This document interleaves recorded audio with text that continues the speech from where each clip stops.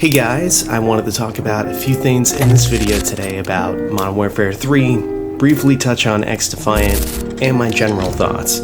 So, for starters, I wanted to talk about skill-based matchmaking briefly since this is what everyone seems to be talking about in regards to XDefiant. Now, personally, I am on board with getting rid of the idea of skill-based matchmaking, and I am glad to see that XDefiant appears to be doing that, though I haven't played the game long enough at this point to evaluate how true Ubisoft is to their word, but I haven't noticed any issues so far playing the game, and I hope the game does see some success, as it would be nice to have alternatives to other shooters. Lastly, as a fan of Ghost Recon games, it's great to see some Tom Clancy Ghost Recon stuff make it into the game. Now, moving on with my thoughts on Modern Warfare 3 so far, as Season 4 has now dropped. Personally, although this may be contrary to popular belief, I think, despite the skill-based matchmaking, this has been one of my favorite, or possibly even my absolute favorite, Call of Duty game that has come out to date, and it might be yours too if you hear me out for just a moment while I explain. Firstly, I want to speak to the Call of Duty players that bought Modern Warfare 2 but refused to buy Modern Warfare 3, because I know that's been a decent amount of the crowd. And most of what I've heard from those players has been, why would I buy that if they just copied and pasted guns from Modern Warfare 2? Waste of money, full of modders, it's not like the old days. And what they're probably going to say soon is, I'm just going to wait and see what Black Ops 6 is like. And I like to address these complaints so people can have a better understanding of Modern Warfare 3 and what they may be missing.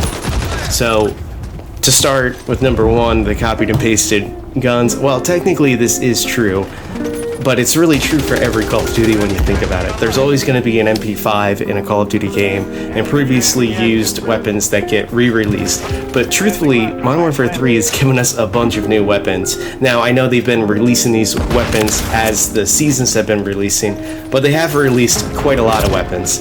And not just weapons, but attachments and gear. There's more gear, attachments, and all that way more before than ever in Call of Duty history than there is with this Modern Warfare 3 game. The gunsmith has so many choices for so many weapons. You can literally just spend hours in the gunsmith and the firing range and not even play any matches. So with that being said, I want to move on to the complaint about modders. Yes, they do exist in the game if you're on console and turn on crossplay, but honestly there aren't nearly as many as they used to be, like in Modern Warfare 2019, and I even play on PC, and most of the matches I have are modder free, or at least it seems that way to me. But yes, you do occasionally run into one. But if you're on console, you can just turn off crossplay, and then you really won't deal with that except for very, very rarely. But as for PC players, yeah, you're going to run into that a little bit. But honestly, as a PC player, I feel like that is the case with almost any game you play online. When you're playing on PC, that you're going to possibly run into that. I mean, look at Grand Theft Auto 5, for example. Tons of people love that game, but it's got tons of issues with modders. So it's not like this doesn't exist in other games. So. But the other point I wanted to address is that people say it's not like the old days.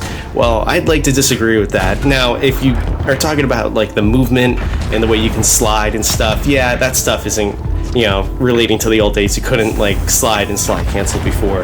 But in Modern Warfare 3, they have nerfed the slide canceling so it doesn't like refresh your tac sprint every single time. So it's not like nearly as fast as Modern Warfare 2019. They did slow it down a little bit, but it is still more fast-paced, I will say that. But it is still similar to the old days in terms of the fact that they not only brought back our favorite maps from the original Modern Warfare games, but they also brought back maps from the new Modern Warfare games, and even made well over a dozen new maps in Modern Warfare 3.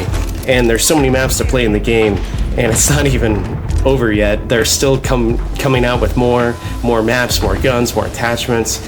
Modern Warfare 3, in comparison to all these other Call of Duties, has more to offer than all of them in terms of the amount of attachments, maps to play on, game modes. It even has zombies. I mean, this Modern Warfare game has so much more to offer than all the other Modern Warfare games that have come out before, and on top of it, yeah, it even has zombies. So, moving on to the last thing I want to address for people that are waiting to get Black Ops 6. Well, personally, I think you could get both depending on how Black Ops 6 turns out, because Black Ops 6 is going to be a different feeling game than Modern Warfare 3 is, as I believe, I'm not 100% sure, but it's going to be either on, I believe it's going to be on a different engine. I don't know that 100%, but I believe it's going to be on a different engine and it will have a slightly different feel, or they're just going to design it differently. You know, it's not going to be based off the Modern Warfare design from what I do know. You know, they're going to stick to more of a Black Ops kind of feel. But Modern Warfare 3 has so much content that they have come out with that if you still got the game now, you would be entertained for years still. At least until they finally, you know, give up support for this game, which, based off of all the stuff they've came out with and how much support that they have had with the game so far, I don't see them shutting down support or anything like that for the next few years. I would imagine that they are going to try and crank out Modern Warfare 3 content and stuff for a while and keep the whole Modern Warfare trilogy as a good little package, and then they're, I assume, going to probably do the same thing with Black Ops and maybe have their own little trilogy with that. And basically you'll have the choice of the Modern Warfare games or the Black Ops games to choose from in terms of the trilogies.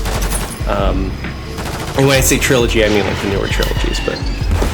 But yeah, I wouldn't wait for Black Ops 6 because Modern Warfare 3 is really good.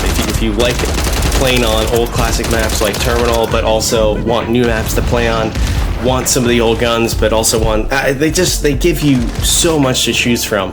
I don't see how you could possibly buy the game and not be entertained, at least with the gunsmith at the minimum. And some people are complaining that, like, oh, there's too many attachments, and to me, like, how is that a complaint? They give you too much and you're complaining that they're giving you too many options? I mean, yeah, in other games, yeah, you might only have like 3 different options for, you know, an optic, or maybe only 10. But yeah, this game, yeah, here's 100 different options, and they just keep coming out with more. Same thing for stocks. Oh, well, here's 20 different options for what kind of stock you want to use, or here's 10 different magazine options. I mean, they give you like everything. I mean, that should be everything you should want. Pure customization where you can just make the weapon however you want. And the best, that made me just forget that one thing that this Call of Duty did that the other Call of Duties didn't, which they're probably going to do in Black Ops 6 and going forward now, but this is the first Call of Duty game where if you unlock a camo, it's available across all your different weapons. In all the other games, you had to, you know, rank up that one weapon to get those camos, and it was always kind of annoying. And, you know, but this game, outside of, you know, the gold and platinum camos, outside of that, all the other camos that you unlock, you can use that on any gun. So you really can make your gun exactly how you want, with whatever optic you want, the color. I mean, like, they really gave you whatever options you possibly wanted, and to me that is just like awesome. There's no other game I know that has that advanced of a gunsmith that gives you that many options and everything. So hopefully, after hearing some of the things that we just talked about, that you might have a different light on the game, and maybe you'll give it a second chance. But these are just my current thoughts on the game for why I feel the way that I do about it. And I know there's a lot of people out there that have just not wanted to buy this game, or they see the Steam reviews and they're like, oh my god, they're so mixed. I feel like nowadays, and I'm gonna close out this video here soon, so I feel like nowadays that everyone just wants to trash things. Like, for example, Ubisoft's Assassin's Creed Unity, which now everyone says, oh wow, the parkour system was so good and this and that, it's way better than we remember, and all that stuff, and they keep saying all that, and I'm like, they're going to be saying this about Modern Warfare 3 in like 5 years. Better than you remember? It's going to be another one of those, because it does have a lot of great features that are really, really good that the other games just did not have.